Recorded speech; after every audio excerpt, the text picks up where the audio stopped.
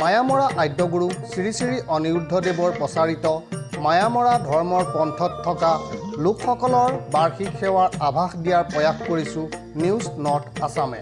ধৰ্মীয় ৰীতি অনুসৰি মায়ামৰা ধৰ্মীয় লোকসকলে বাৰ্ষিক সেৱা অনুষ্ঠিত কৰাৰ বাবে ঘৰৰ চোতালত ৰভাৰ ব্যৱস্থা কৰে।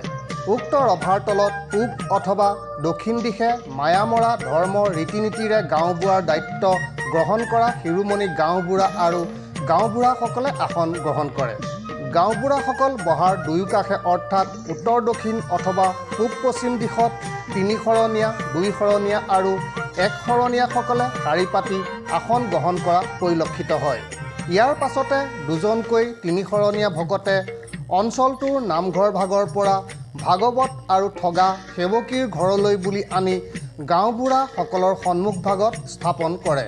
ভকতসকলৰ ভিতৰৰে 4-5 গৰাকী ভকতে গাঁওবুঢ়াৰ পৰা আজ্ঞা লৈ দেউৰী অৰ্থাৎ বিলনীয়া আৰু ৰান্ধনিৰ দায়িত্ব পালন কৰি সেৱাভাগক আগবঢ়াই নিয়াৰ ক্ষেত্ৰত গুৰুত্বপূৰ্ণ ভূমিকা পালন কৰে। বিলনীয়া অৰ্থাৎ দেউৰীয়ে গুৱাপান বিতৰণ আৰু সেৱকীৰ ঘৰে আদৰণি সেৱা জনোৱাৰ পাছতেই ভাগৱত পাঠ কৰা হয়। ৰাইজৰ খেলৰ মাজত পাঠেকীৰ দায়িত্বত থকা 2 অথবা 3জন পাঠেকে ভাগৱত পাঠ কৰাৰ লগতে ব্যাখ্যা আগবঢ়ায়।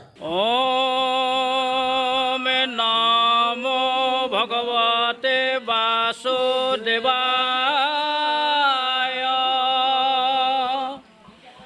ওম নমো ভগৱতে বাসুদেৱায়।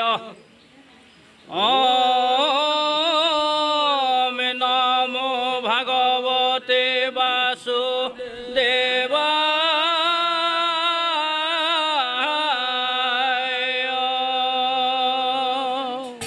1-2 অথবা 3 অধ্যায় ভাগৱত পাঠ কৰি ভাগৱত পাঠৰ সামৰণি মৰাৰ পাছতে সেৱকী অৰ্থাৎ গৃহস্থ ঘৰৰ পৰিয়াল আৰু আত্মীয় স্বজনে সেৱা আগবঢ়ায়।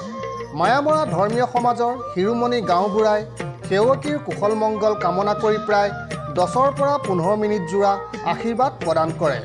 ইয়াৰ পাছতে বিলনীয়া অৰ্থাৎ দেউৰীসকলে মাহ প্ৰসাদ বিতৰণ কৰিবলৈ আগবাঢ়ে। ধৰ্মীয় নিয়ম অনুসৰি সমাজখনৰ শীৰ্ষত আসন গ্ৰহণ কৰা শিৰোমণি গাঁওবুঢ়াসকলক মাহ প্ৰসাদ দিবৰ কাৰণে তেওঁলোকৰ সন্মুখত আগলি কলাপাত পাৰি দিয়ে বিলনীয়াসকলে।